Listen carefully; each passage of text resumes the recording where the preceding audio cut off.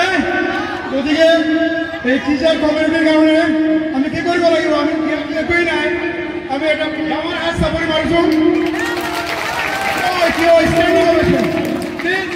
stand up এই sir সকলের কারণে এই রিজাল্ট এই সার্টিফিকেট এই কলম এই কিতাব নহলে এই শিক্ষকতা না থাকলে এই কিতাব আর কলম রিজাল্ট এগুলো নহয় ইট ইজ ইম্পসিবল গতিকে আমি আশা করি আছো আমার স্যার বাইদেউ সকলে দিনে রাতি পরিশ্রম করে ছাত্র ছাত্রী সকলের কারণে আজ এই রিজাল্ট আমার এই স্কুলে প্রদান করেছে আমি